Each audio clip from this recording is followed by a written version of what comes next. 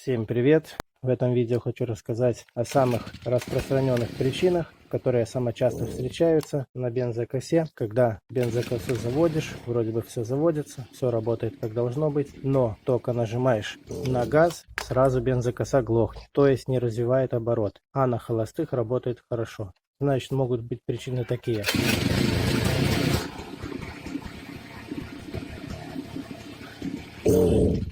Первая причина — это топливный фильтр. Находится он в бензобаке. Вот этот фильтр достал из бензобака. Смотрим. Как видим, фильтр у меня здесь стоит самой старой модели, войлочный. И как видим, он забивший. Бывает вот такой фильтр, тоже войлочный. Бывает еще сеточный. Такой фильтр можно промыть немножко, продуть воздухом и попробовать поставить обратно. Если это не помогает, надо заменить на новый. В принципе, фильтр надо менять хотя бы раз в 3 года.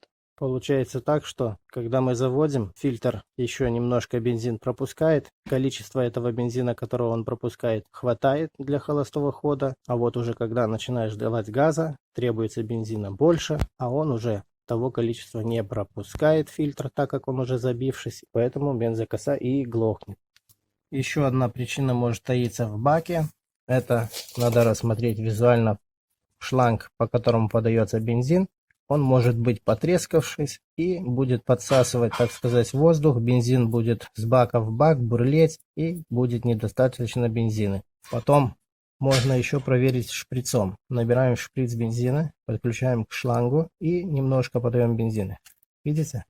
Текет бензин по трещинам шланга. Вот еще одна причина выявилась, что фильтр забитый. Шланг надо тоже заменить на новый. Третья причина может таиться тоже в бензобаке. Точнее, бензобака крышки. Так как в бензобаке крышка здесь непростая, в ней есть устроено такое устройство, как сапун. Сейчас покажу, как он выглядит. Снимается вот этот колпачок и снимается сам сапун с крышки. В крышке есть отверстие. И здесь сам сапун устроен таким принципом, что резинка просто сплющена. Вот видите, она закрыта. Если я отверточку всуну, она приоткрывается. Эта резиночка эластичная. Она, когда надо, приоткрывается и подается через нее нужное количество воздуха. И тем же самым, когда надо, она закрывается и не пропускает бензину из бака. Со временем от старого масла становится твердой, неэластичной резинкой. Она склеивается и не пропускает воздуха. И наша бензокоса не будет работать. Почему? Значит, как это работает? Тянет бензин из бака через фильтр, через шланг, попадает в карбюратор, с карбюратора в камеру сгорания. И тем же самым, когда тянула бензин, тянет за собой через сапун воздух в бак. И так как резинка у нас уже затвердела, заклеилась, оно тянет, создается вакуум, воздуха не подается, и автоматом бензин дальше не идет, так как уже вакуум создался, разрежения нету, и поэтому мотокоса глохнет. Четвертая причина самая часто таится в воздушном фильтре. Воздушный фильтр находится там, где карбюратор, и когда воздушный фильтр забивается, не подается нужное количество воздуха, и бензин не сгорает до конца. Так сказать, не получается нормальная смесь, и поэтому глохнет бензокоса. Воздушные фильтра разные бывают на мотокосах, но они выполняют одну и ту же самую функцию. В данном случае вот такой воздушный фильтр, вот такая губка, и все. Она должна быть чистенькая, не мокрая, не в масле и так далее. Такой фильтр, конечно, лучше воздушно заменить на новый, он стоит копейки, но если это невозможно, можно его помыть под теплой водой, а если он не в масле, а просто в пыли, то можно продуть просто компрессором. Пятая причина, которая может быть, это в самом карбюраторе. Вот это я откручу, эти части, вот в этой части там есть такая сеточка, она тоже бывает забивается. Сейчас я разберу его и покажу. Итак, я выкрутил 4 болтика, снимаем. Эту часть ложим в сторонку. Прокладочки сняли. Видим, вот здесь есть сеточка такая.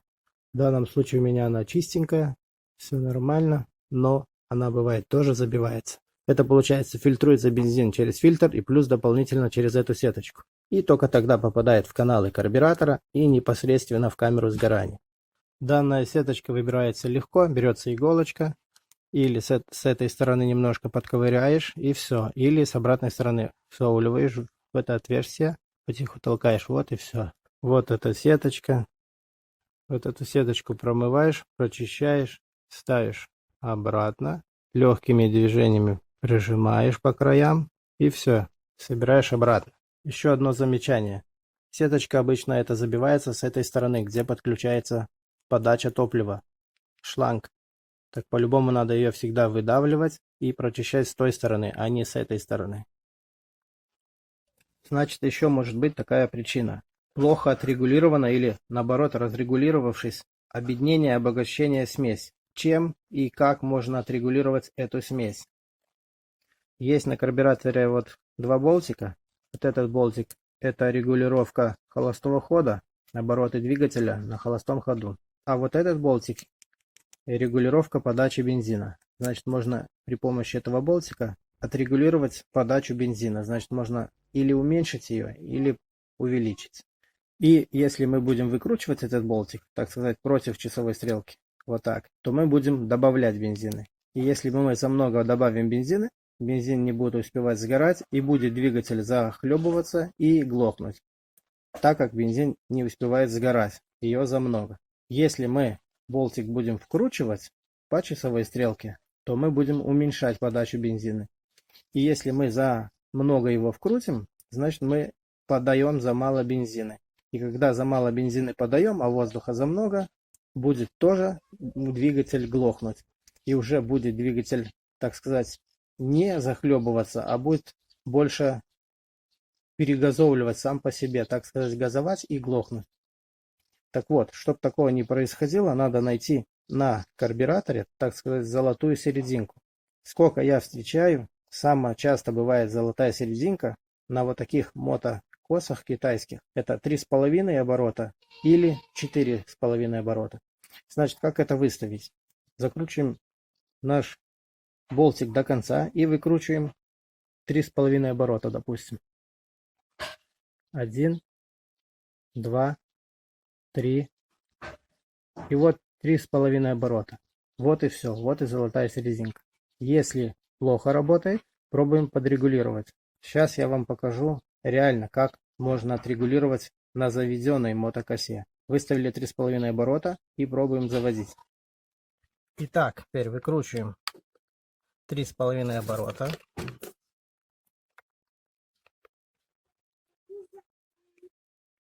Один, 2, 3,5. Смотрим.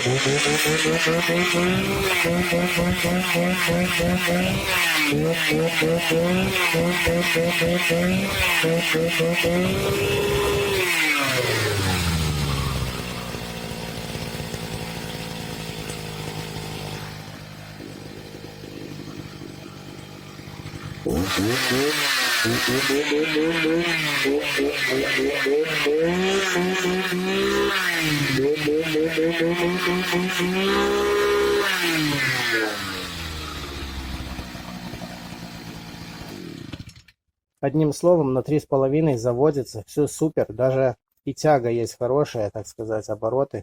Когда немножко подводишь до 4, около 4,5 оборотов, так как у меня она уже старенькая мотокоса, она развивает обороты вообще бешеные. Вот так и должна работать мотокоса.